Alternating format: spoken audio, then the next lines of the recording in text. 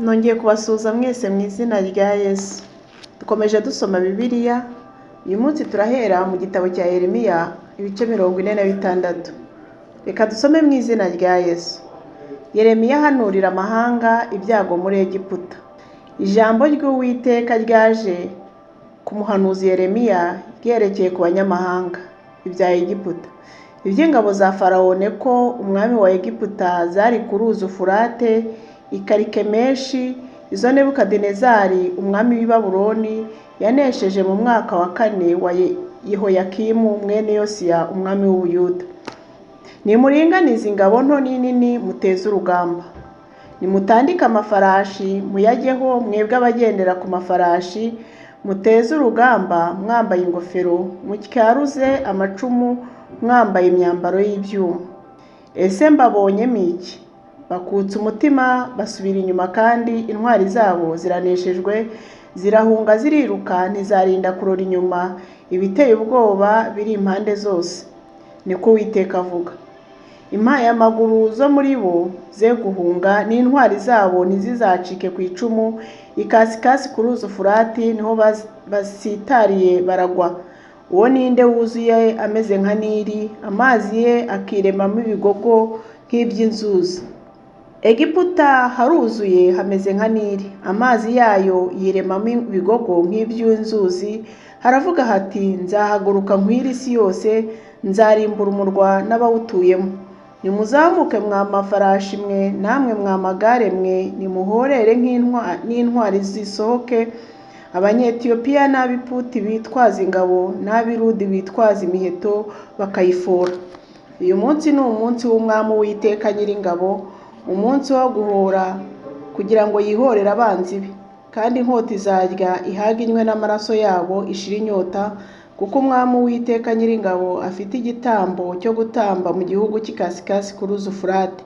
Zamuka ujye i Galeyadi wikurireyo umuti womora wa mwari we, mukobwa wa Egiputa. Imiti yagwiriza ni iy'ubusa ntabwo uzakira. Imiti wigwiriza ni iy'ubusa ntabwo uzakira. Amahanga yumvise gukorwa n'isoni kwawe, kandi isi yuzuyemo n'umuborogo wawe, kuko intwari ikubitana igitsiburira n'iyindi, zombi zikagwira icyarimwe. Ijambo Uwiteka yabwiye umuhanuzi Yeremiya uko Nebukadinezari umwami w'i Babuloni azatera igihugu cya Egiputa.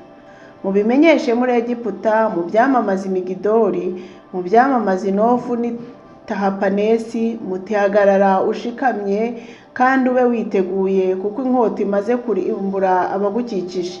Kuko intwari zawe zagiye incucu imwe, ntibaruhije bahagarara, kuko Uwiteka ari we ubirukanye. Yatumye benshi basitara, ni ukuri bagwana hejuru, maze baravuga bati, reka duhaguruke dusubire muri bene wacu no mu gihugu twavukiyemo, duhunge inkota irimbura. Niho batereye hejuru bati, Farawo umwami wa Egiputa agira umuhindo gusa, kuko yirengagije igihe cyategetswe.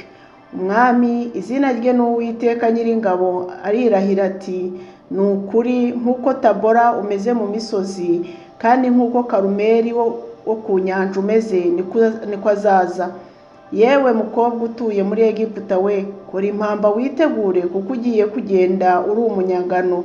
Kuko Inofu hazaba amatongo hagatwikwa, ntihagire uwo kuhatura. Egiputa hameze nk'ishashi nziza cyane, ariko kurimbuka kuje guturutse ikasikasi kurahasohoye. N'abakorera ibihembo baho bameze nk'inyana zishishe ziri mu kiraro, kuko nabo basubiye inyuma bagahungira hamwe, ntibarakarushya bahagarara, kuko umunsi w'ibyago byabo wabatunguye, ari igihe cyo guhanwa kwabo. Ijwi ryabo rizagenda nk'inzoka, kuko bazaza bari kumwe n'ingabo, bazamutera bafite intorezo nk'abasinkwi. Uwiteka aravuga ati, bazatema ishyamba rye nubwo ari inzitane, kuko ari benshi kuruta inzige kandi ntibabarika.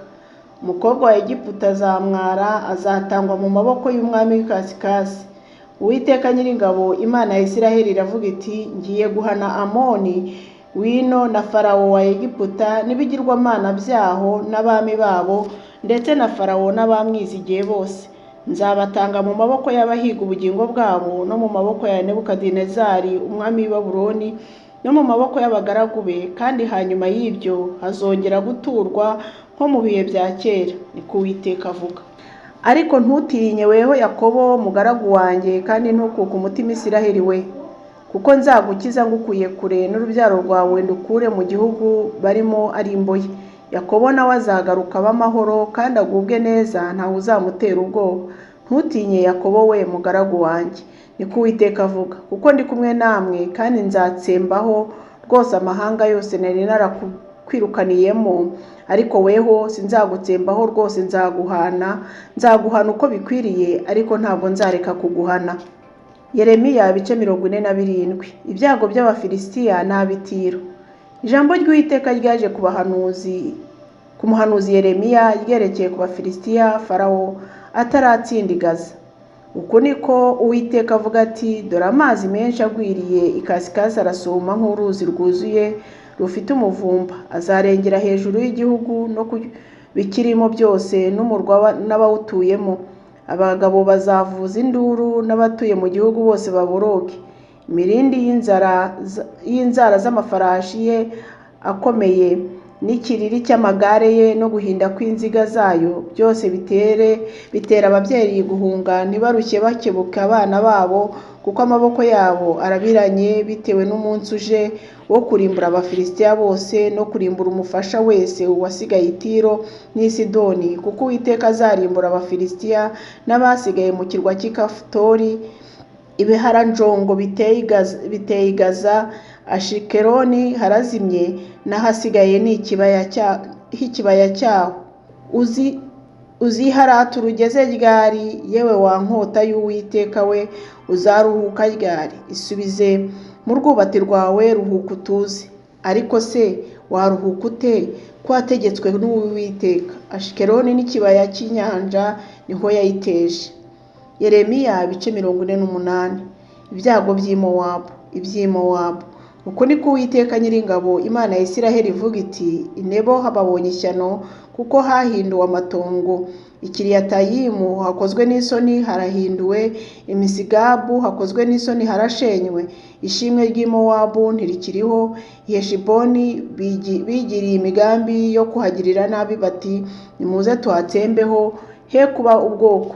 Nawe Madimeni uzacecekeshwa, uzakurikirwa n'inkota. Ijwi ryo gutaka riturutse i Horonayimu, ryo kunyagwa no kurimbura gukomeye. I Mowabu hararimbuwe, abana bato baho batumye gutaka kumvikana, kuko bazagira irihuti bagakomeza kurira bazamuka bakamanuka i Horonayimu, bumva amaganya n'umuborogo byatewe no kurimbuka. Nimuhunge mwikize, mumere nk'inkokore yo mu butayu, kuko wiringiye imirimo yawe n'ubutunzi bwawe, nawe uzafatwa. Kandi Kemoshi azajyanwa ari imbohe, ari kumwe n'abatambyi be n'ibikomangoma bye. Kandi umunyazi azatera umudugudu wose, nta mudugudu n'umwe uzarokoka. Ikibaya nacyo kizashiraho, n'igisiza kizarimburwa, nk'uko Uwiteka yabivuze. Ha Mowabu amababa kugira ngo aguruke ahunge, kuko imidugudu ye igiye guhinduka amatongo, ntigire uyituramo. Havumwe ukora umurimo w'Uwiteka agononwa, kandi havumwe uwima inkota y'amaraso. Mowabu haguwe neza uhereye mu buto bwe. Mowabu yaguwe neza uhereye mu buto bwe, yaruhutse nka vino y'umurerwe icayutse idacuranurwa mu bibindi, ndetse ntabwo yigeze kujyanwaho imbohe. Nicyo cyatumye agumana uburyohe yahoranye, kandi impumuro ye ntiyayihindutse ukundi. Uwiteka aravuga ati: iminsi izaza ubwo nzamwohererezaho abo kumucuranura, kandi bazamusuka, bazamena ibiri mu bibindi bye, bamenagure n'ibicuma byabo. Kandi Mowabu azakorwa isoni na Kemoshi, nk'uko ab'inzu ya Isiraheli bakojejwe isoni n'i Beteli bizeraga. Mwavuga mute muti: turi abagabo bakomeye, turi n'intwari mu ntambara. Mowabu hahindutse amatongo, batwaraniye mu midugudu yaho. Abasore baho n'intore bamanutse baraboreza. Niko umwami witwa Uwiteka Nyiringabo avuga. Ibyago bya Mowabu bigiye kuza, n'umubabaro we ugize umwete wo kumugeraho. abamukikije mwese nimumuririmbire, n'abazi izina rye mwese muvuge muti ya nshyimbo ikomeye ko yavunitse, yari inkoni nziza. Yewe mukobwa utuye i Diboni we, manuka uve mu bwiza bwawe wicare wicwa n'inyota, kuko wanyaze Mowabu aguteye amaze kurimbura ibihome byawe. Yewe utuye muri Aroweri we, hagarara iruhande rw'inzira witegereze, ubaze umugabo ucitse n'umugore uhunga uti byagenze bite? Mowabu hakojejwe isoni kuko hashenywe. Nimuboroge murire, mubivuge muri Arunoni yuko ari Mowabu hahindutse amatongo. Urubanza rugeze mu gihugu cy'igisiza, i Horoni n'i Yahazi n'i Mefati n'i Diboni n'i Nebo n'i Beti Diburatayimu n'i Kiriyatayimu n'i Beti Gamuri n'i Beti Mewoni n'i Keriyoti n'i Bosira, no mu midugudu yose yo mu gihugu cy'i Mowabu, iya kure n'iyo hafi. Ihembe rya Mowabu riracitse n'ukuboko kwe kuravunitse, ni ko Uwiteka avuga. Nimumusindishe kuko yirase ku Uwiteka. Mowabu nawe azigaragura mu birutsi bye abo wo gusekwa. Mbese Isirayeli ntiyakubereye uwo gusekwa kuko yafatanywe n'abambuzi, kuko iyo umuvuze hose uzunguza umutwe. Yemwe abatuye i Mowabu mwe, nimuve mu midugudu mube mu bihanamanga, mumere nk'inuma yaritse icyari cyayo ku munwa w'amasenga. Twumvise ubwibone bwa Mowabu yuko yibona cyane, tumenya kwirata kwe n'ubwibone bwe no gukobana kwe no kwirarira ku mutima we. Uwiteka aravuga ngo nzi uburakari bwe yuko ari ubusa, kwirarira kwe ntacyo kumaze. Nicyo gituma nzaborogera Mowabu, ni ukuri nzaririra i Mowabu hose, abantu b'i Heresi bazaborogerwa. Yewe wa ruzabibu rw'i Sibuma we, nzakuririra kuruta uko naririye Yazeri. Amashami yawe yarengaga inyanja akagera ku nyanja y'i Yazeri. Umunyazi yiroshye mu myaka yawe yo mu cyi no mu nzabibu zawe.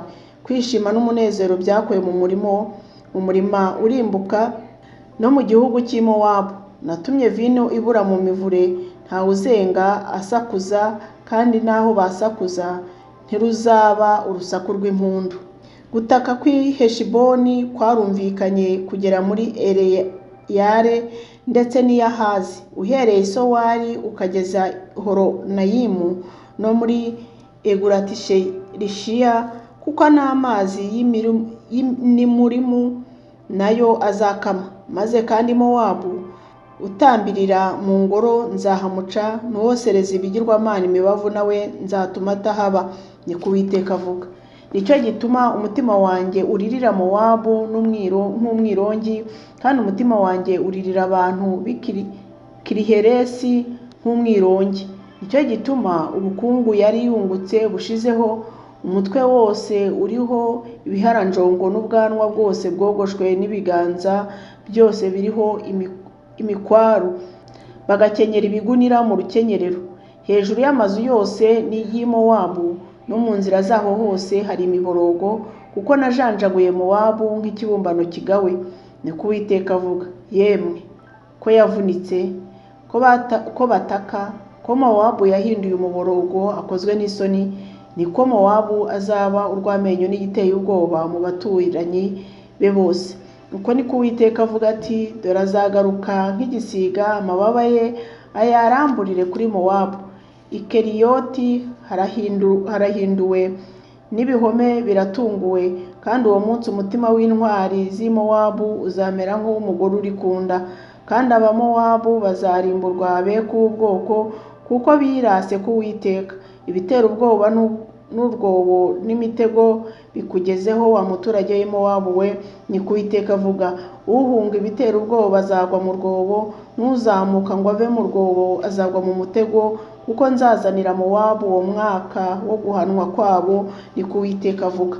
Impunzi zahagaze mu gicucu cy'i Heshiboni zirembye, kuko umuriro uje uturutse i Heshiboni, ikirimi cy'umuriro giturutse muri Sihoni, gitwika inkike z'i Mowabu no mu gitwariro cy'abanyarusaku. Ubonye ishyano Mowabu we, ubwoko bwa Kemoshi burarimbutse, kuko abahungu bawe bajyanywe ari imbohe, abakobwa bawe nabo bakagenda ari abanyagano. ariko mu minsi y'imperuka nzagarura ab'i Mowabu bajyanywe ari imbohe, niko Uwiteka avuga, niho urubanza rwa Mowabu rugeze. Yeremiya ibice 49. Ibyago by'Abamoni. Ibya bene Amoni. Uku niko Uwiteka avuga ati, mbese Isiraheli nta bahungu agira, nta n'uwo kumucikura afite? Noneho niki cyatumye Marukamu ari uzungura i Gadi n'abantu be bagatura mu midugudu yaho? Nuko iminsi izaza, niko Uwiteka avuga, ubwo nzavugisha induru y'intambara numvise Raba n'Abamoni, kandi hazahinduka ikirundo cy'amatongo n'abakobwa baho bazashya, maze Isiraheli azategeka abamutegekaga, niko Uwiteka avuga. Boroga Heshiboni we, kuko Ayi hahindutse amatongo. Yemwe bakobwa b'i Raba mwe, nimuririre mukenyere ibigunira, muboroge mwirukire hirya no hino mu nzitiro, kuko Marukamu azajyanwa ari imbohe, abatambyi be n'ibikomangoma bye bari kumwe nawe. Ni iki gituma wiratana imibande yawe n'umubande wawe urumbuka, wa mukobwa usubira inyuma we? Yiringiraga ubutunzi bwe ati, ninde uzantera? Umwami Uwiteka Nyiringabo aravuze ati, dore ngiye kugutera ubwoba buzaturuka mu bagukikije bose, kandi muzirukanwa umuntu wese aboneza inzira y'imbere ye, ntawe uzaboneka wo guhungura impunzi. Ariko hanyuma nzagarura imbohe z'Abamoni, niko Uwiteka avuga. Ibyago bya Edomu. Ibya Edomu. Uku niko Uwiteka Nyiringabo avuga ati, mbese nta bwenge bukiri i Temani? Inama z'abakikijwe zarabuze, ubwenge bwabo buraheze. Nimuhindukire muhunge, mujye kuba mu bwihisho bwa kure, mwa baturage b'i Dedani mwe, kuko igihe nikigera nzatera Esawu mbone kumusiga icyago cye. Abasaruzi b'imizabibu baje iwawe ntibasiga ibyo guhumbwa. Ibisambo bya nijoro ntibyakwiba bikageza ubwo byihaza. Ariko narasahuye Esawu, nahishuye aho yahishaga, kandi ntazabasha kwihisha. Urubyaro rwe rwararimbutse, na bene se n'abaturanyi be nawe ntakiriho. Siga imfubyi zawe nzazirera, n'abapfakazi bawe banyizere. Kuko Uwiteka avuga ngo, dore abatari bakwiriye kunywera kuri icyo gikombe, ni ukuri bazakinyweraho. Mbese harya ni wowe wagenda ugahanwa? Ntuzagenda udahanwe, ahubwo uzakinyweraho, ni ukuri. Uwiteka aravuga ati, ndirahiye yuko i Bosira hazahinduka igitangarirwa n'igiteye isoni, n'amatongo n'igicibwa, kandi imidugudu yaho yose izahora ari amatongo. Numvise inkuru ziturutse ku Uwiteka, intumwa yatumye mu mahanga ngo nimuteranire hamwe, mumutere, muhururire kurwana. Dore nakugize muto mu banyamahanga n'insuzugurwa mu bantu, kubw'igitinyiro cyawe ubwibone bw'umutima wawe bwaragushutse, yewe uba mu masenga we, ukigumira mu mpinga y'umusozi. Naho icyari cyawe wacyarika hejuru nk'igisiga, naho nzahakumanura, niko Uwiteka avuga. Kandi Edomu hazaba igitangarirwa, uzahanyura wese azatangara yimyoze, abitewe n'ibyago byaho byose. Nk'uko i Sodomu n'i Gomora n'imidugudu yari hegereye yubitswe, niko nta muntu uzahaba, kandi nta mwana w'umuntu uzahasuhukira, niko Uwiteka avuga. Dore azazamuka ameze nk'intare ava ku mwuzure wa Yorodani, atera ubuturo bukomeye, kuko nzabubirukanamo mbatunguye. Uwatoranijwe niwe nzabwegurira. Ninde ubwanjye uhwanye nanjye? Ninde uhwanye nanjye? Ninde tuzahana isangu? N'umwungeri uzanyimira ninde? Nuko rero nimwumve inama Uwiteka yerekeje kuri Edomu, n'imigambi yagambiriye ku baturage b'i Temani.